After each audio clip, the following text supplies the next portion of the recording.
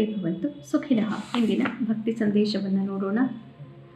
ತೇ ತಂ ಭುಕ್ತ್ವಾ ಸ್ವರ್ಗಲೋಕಂ ವಿಶಾಲಂ ಕ್ಷೀಣೆ ಪುಣ್ಯೆ ಮರ್ತ್ಯಲೋಕಂ ವಿಶಂತಿ ಏವಂ ತ್ರಯಿ ಧರ್ಮಮನುಪ್ರಪನ್ನ ಗತಾಗತಂ ಕಾಮ ಲಭಂತೆ. ಈ ರೀತಿಯಾಗಿ ಸ್ವರ್ಗಲೋಕಕ್ಕೆ ಹೋಗಿ ಅಲ್ಲಿ ಚೆನ್ನಾಗಿ ಭೋಗಿಸಿ ಎಲ್ಲ ತಮ್ಮ ಕರ್ಮಕ್ಕೆ ಅನುಗುಣವಾದಂತೆ ಏನೇನು ಬೇಕೋ ಅದೆಲ್ಲದನ್ನು ಅಲ್ಲಿ ಭೋಗ ಮಾಡಿ ನಂತರ ಪುಣ್ಯ ಮುಗಿದ ಮೇಲೆ ಪುನಃ ಭೂಲೋಕಕ್ಕೆ ಬರಲೇಬೇಕು. ಹೀಗೆ ಅವರು ತಮ್ಮ ಗುಣ ಮತ್ತು ಅಗುಣ ಇವುಗಳಿಗೆ ಅನುಗುಣವಾಗಿ ಪುನಃ ಭೂಮಿಯಲ್ಲಿ ಜನ್ಮವನ್ನು ಎತ್ತಿ ಅವುಗಳ ಪ್ರಕಾರ ಪುನಃ ಇನ್ನೊಂದು ಜನ್ಮವನ್ನು ಇಲ್ಲಿ ಶುರು ಮಾಡಿಬಿಡ್ತಾರೆ. ಅಷ್ಟೇ, ಇನ್ನೇನು ಇದರಿಂದ ಆಗೋದಿಲ್ಲ. ಇಂದು ಶ್ರೀ ಪರಾಭವ ನಾಮ ಸಂವತ್ಸರ ಉತ್ತರಾಯಣ ಗ್ರೀಷ್ಮ ಋತುವು ನೀಚ ಜ್ಯೇಷ್ಠ ಮಾಸೆ ಕೃಷ್ಣ ಪಕ್ಷ. ಇಂದು 4ನೇ ತಾರೀಕು ಶನಿವಾರ, ಚತುರ್ಥಿ ತಿಥಿ ಹಾಗೂ ಇಂದು ಧನಿಷ್ಠ ನಕ್ಷತ್ರ ಮತ್ತು ಇಂದು ಗುರು ಪುಷ್ಯ ರಾಶಿಯನ್ನು ಪ್ರವೇಶ ಮಾಡ್ತಾ ಇದ್ದಾನೆ ಹಾಗೂ ಶುಕ್ರ ಸಿಂಹ ರಾಶಿಯನ್ನು ಪ್ರವೇಶ ಮಾಡ್ತಾ ಇದ್ದಾನೆ. ಮೇಷರಾಶಿಯವರಿಗೆ ಇದು ಅತ್ಯುತ್ತಮವಾದಂತಹ ಫಲವನ್ನು ಕೊಡುತ್ತೆ. ಇನ್ವೆಸ್ಟ್ಮೆಂಟ್ ಇತ್ಯಾದಿಗಳಲ್ಲಿ ಪ್ರಾಫಿಟ್ಗಳನ್ನು ನೀವೀಗ ನೋಡಬಹುದು. ನಿಮ್ಮ ಬುದ್ಧಿವಂತಿಕೆ ಸಂಬಂಧಿಸಿದಂತಹ ವಿಚಾರಗಳಲ್ಲಿ, ಐಕ್ಯೂ ಸಂಬಂಧಿಸಿದಂತಹ ವಿಚಾರಗಳಲ್ಲಿ ಹೆಚ್ಚಿನದಾದಂತಹ ಯಶಸ್ಸನ್ನು ಈಗ ಕಾಣಬಹುದು. ಕಲಾವಿದರಿಗೆ ಸ್ಟೇಜ್ ಮೇಲೆ ಬಹಳನೇ ಪ್ರಾಮುಖ್ಯತೆ ಸಿಗುತ್ತೆ ಮತ್ತು ನೀವು ಮೇಷರಾಶಿಯ ಕಲಾವಿದರಿಗೆ ಅತ್ಯುತ್ತಮವಾದಂತಹ ಸಮಯ ಧನಾಗಮ. ಪ್ರೇಮ ಪ್ರೀತಿ ದಾಂಪತ್ಯ ಪ್ರಕರಣಗಳಲ್ಲಿ ಯಶಸ್ಸು.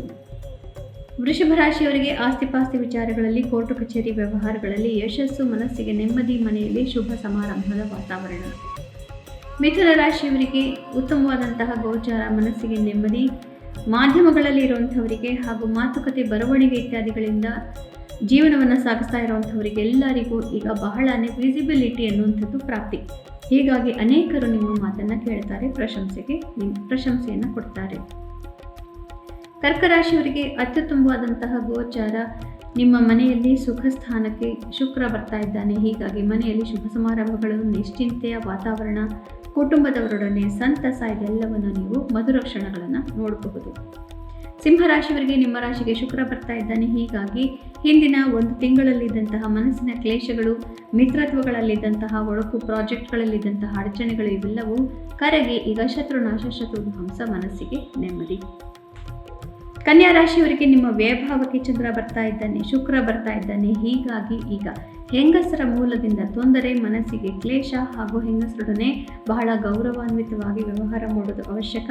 ಹಣಕಾಸಿನ ವಿಚಾರಗಳಲ್ಲಿ ತೊಂದರೆ, ಮನಸ್ಸಿಗೆ ಕ್ಲೇಶ.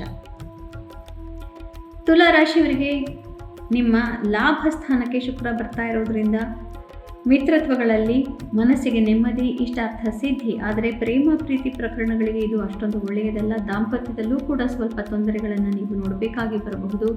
ಆದರೆ ಮಿತ್ರತ್ವಗಳು ಹಾಗೂ ಸಾಮಾಜಿಕ ಚಟುವಟಿಕೆಗಳಲ್ಲಿ ಯಶಸ್ಸನ್ನು ನೀವೀಗ ನೋಡಬಹುದು. ಬಿಸ್ನೆಸ್ ಇತ್ಯಾದಿಗಳಲ್ಲಿ ಇದ್ದವರಿಗೆ ಈಗ ಧನಾಗಮ. ವೃಶ್ಚಿಕ ರಾಶಿಯವರಿಗೆ ಇದು ಸ್ವಲ್ಪ ಕಷ್ಟಕರವಾದಂತಹ ಗೋಚಾರ, ಕಾರ್ಯಕ್ಷೇತ್ರದಲ್ಲಿ ಹೆಂಗಸರ ಮೂಲದಿಂದ ತೊಂದರೆಗಳು, ಮನೆಯಲ್ಲೂ ಕೂಡ ಹೆಂಗಸರೊಡನೆ ಸ್ವಲ್ಪ ಚಕಮಕಿ, ವೈಮನಸ್ಯ ಇತ್ಯಾದಿಗಳನ್ನು ನೋಡಬೇಕಾಗಿ ಬರಬಹುದು. ಧನುರಾಶಿಯವರಿಗೆ ಭಾಗ್ಯೋದಯವಾಗುತ್ತೆ, ಮನಸ್ಸಿಗೆ ನೆಮ್ಮದಿ, ಸಮಾಜದಲ್ಲಿ ಸ್ಥಾನಮಾನ ಪ್ರಾಪ್ತಿಯಾಗುತ್ತೆ, ಅದರಿಂದ ನಿಮ್ಮ ಗೌರವ ಘನತೆ ಹೆಚ್ಚಾಗುತ್ತೆ. ಮಕರ ರಾಶಿಯವರಿಗೆ ಅಷ್ಟಮಕ್ಕೆ ಶುಕ್ರ ಬರ್ತಾ ಇರೋದ್ರಿಂದ 2 ತಿಂಗಳಿಂದ ಮನಸ್ಸಿಗೆ ನಾನಾ ರೀತಿಯ ಕ್ಲೇಶಗಳನ್ನು ನೋಡ್ತಾ ಇದ್ರಿ.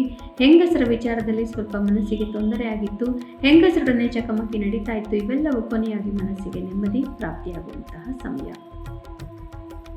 ಕುಂಭರಾಶಿಯವರಿಗೆ ನಿಮ್ಮ ಸಪ್ತಮಕ್ಕೆ ಶುಕ್ರ ಬರ್ತಾ ಇದ್ದಾನೆ. ಇದರಿಂದ ಹೆಂಗಸರ ಮೂಲದಿಂದ ತೊಂದರೆ, ದಾಂಪತ್ಯದಲ್ಲಿ ತೊಂದರೆ, ಪಾರ್ಟ್ನರ್ಶಿಪ್ಗಳಲ್ಲಿ ತೊಂದರೆ, ಎಲ್ಲ ರೀತಿಯಲ್ಲೂ ನೀವು ಸಾಮಾಜಿಕ ಚಟುವಟಿಕೆಗಳಲ್ಲಿ ಬೇರೆಯವರೊಡನೆ ಮಾಡುವಂತಹ ವ್ಯವಹಾರಗಳಲ್ಲಿ ತೊಂದರೆ ಆಗಬಹುದು.